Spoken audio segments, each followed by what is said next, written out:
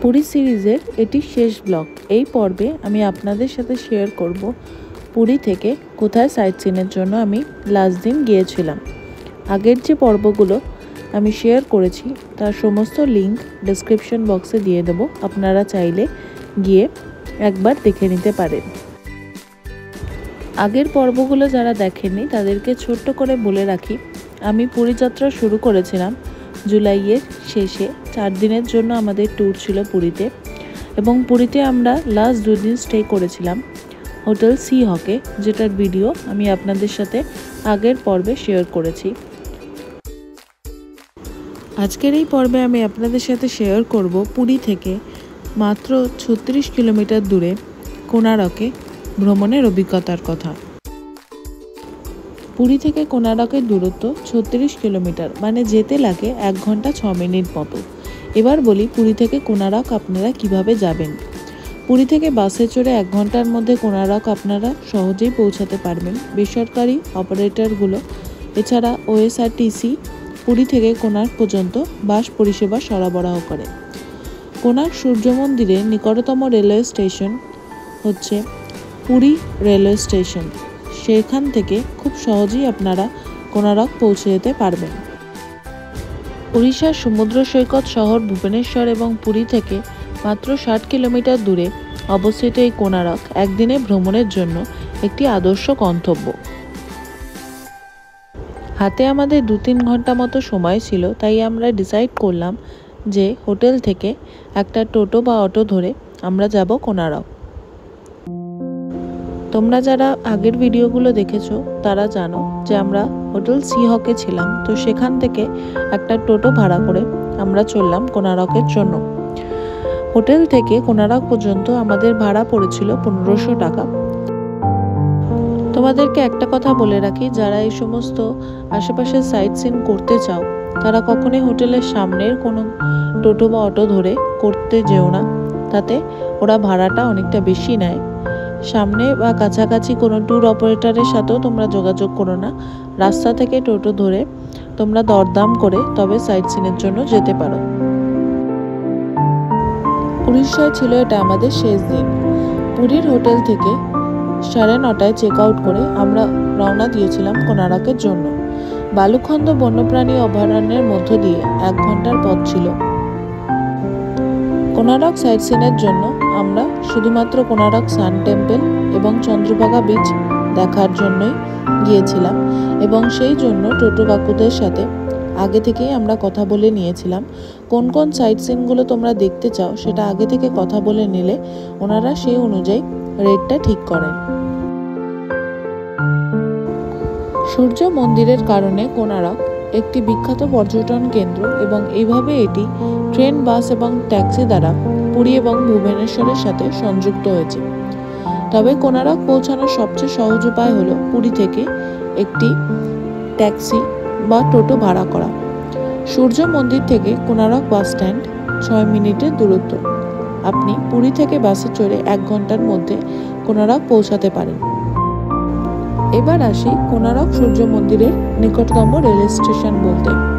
পুরীর railway station Konark মন্দির থেকে নিকটতম রেলওয়ে স্টেশন। এটি কোণারক থেকে 30 কিলোমিটার দূরে। আপনি ভুবনেশ্বর থেকে পুরী ট্রেন বুক করতে পারেন, তারপর মন্দির পৌঁছানোর জন্য ট্যাক্সি নিতে পারেন। এবং পুরী সূর্য মন্দিরের কাছে নিকটতম বিমানবন্দর হচ্ছে ভুবনেশ্বর বিমানবন্দর বা বিজু পট্টনায়ক, যেটি কোণারক সূর্য মন্দির থেকে 65 কিলোমিটার এবং প্রায় 1 ঘন্টার পথ। এবার বলে রাখি কোণারক সূর্য মন্দিরের টিকিটের তথ্য। কোণারক সূর্য মন্দিরের টিকিট ভারতীয়দের জন্য 40 টাকায় কেনা যাবে, যেখানে আপনি যদি বিদেশি হন তবে আপনাকে 600 টাকা দিতে হবে। সূর্য মন্দির দর্শনের পাশাপাশি কোণারক সূর্য মন্দিরের মধ্যে লাইট শোয়েরও ব্যবস্থা আছে। আপনাদের ওয়্যারলেস হেডফোন দেওয়া হয় এবং তাদের 3টি ভাষার মধ্যে একটি পছন্দসই ভাষা চুজ করে ওনাদের একটা শো দেখানো হয়। সন্ধ্যে 7টায় শুরু হয়, সেটি 1 ঘন্টার শো এবং টিকিটের মূল্য জনপ্রতি 30 টাকা। এবার বলে রাখি, আপনারা যদি চান তবে অনলাইন টিকিটও বুক করতে পারেন। বুকিং ওয়েবসাইট হলো yatra.com। কোণারক সূর্য মন্দিরের টিকিট বুকিংয়ের জন্য লগ ইন করতে হবে এবং রিজার্ভ করতে পারেন নির্ধারিত টিকিট মূল্য দিয়ে।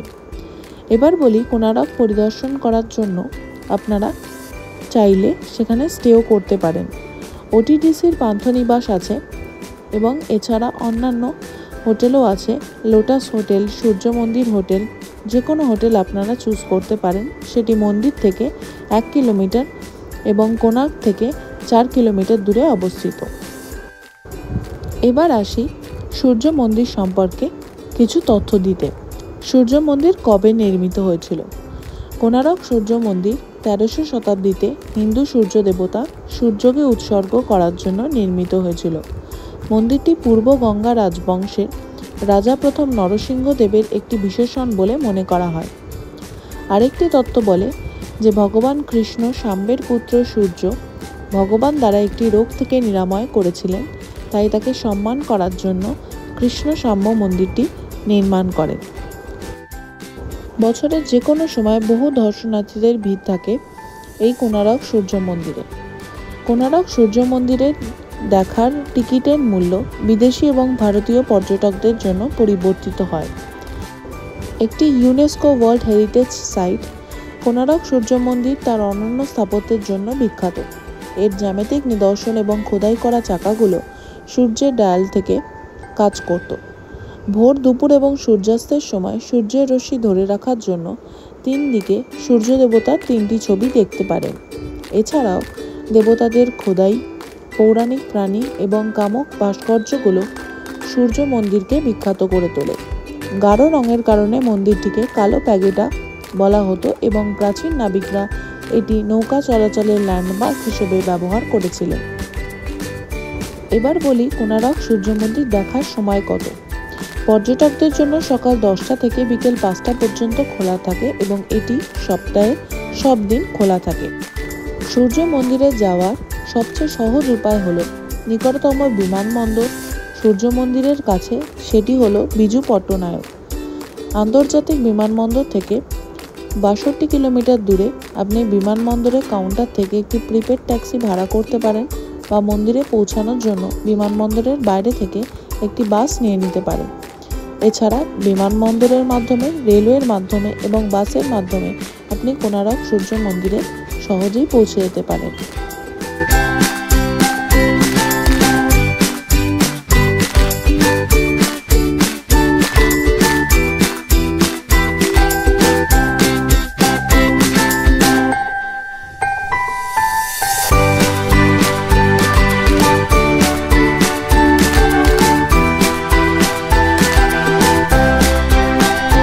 খ্রিস্টীয় 13তম শতাব্দীতে মন্দিরটি নির্মিত হয়েছিল বলে বিশ্বাস করা হয়। 1268 থেকে 50 খ্রিস্টাব্দের মধ্যে পূর্ব গঙ্গা রাজবংশের রাজা নরসিংহদেব এই মন্দিরটি নির্মাণ করেছিলেন।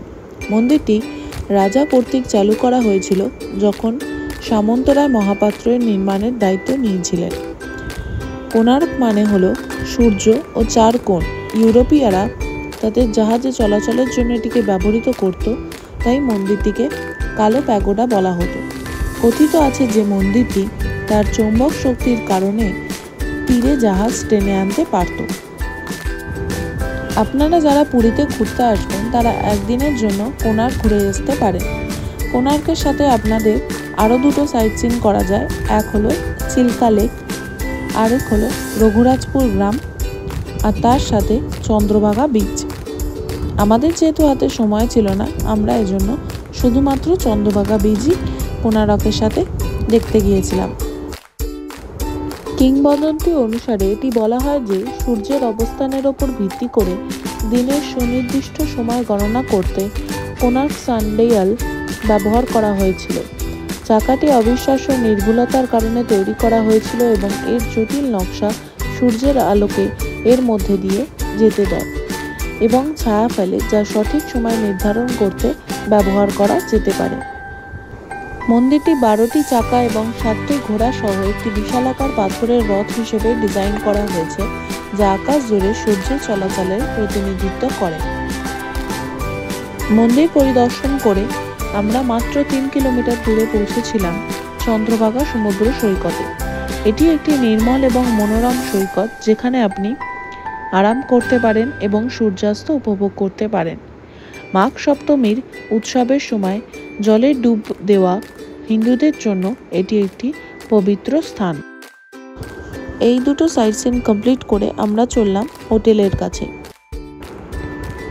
পুরীতে আসার অন্যতম আরেকটা আনন্দের জিনিস হলো এখানকার খাজা। সে নৃসিংহ বলুন, কাকাতুয়া বলুন বা গাঙ্গুরাম বলুন, খাজা সর্বত্রই খুবই ফেভারিট মানুষের কাছে।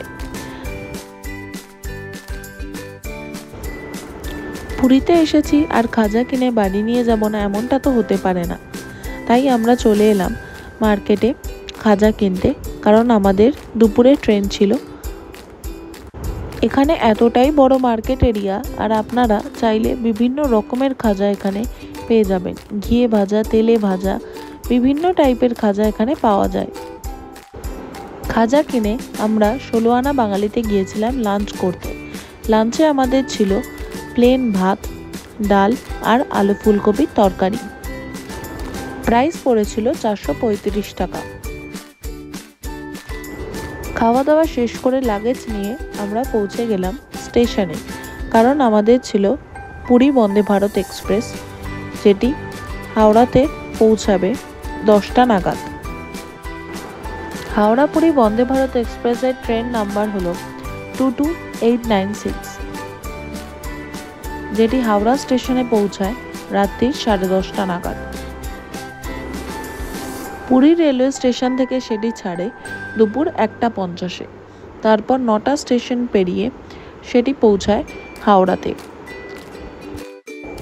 বৃহস্পতিবার ছাড়া যে কোনো উইকেই আপনারা এই ট্রেন পেয়ে যাবেন।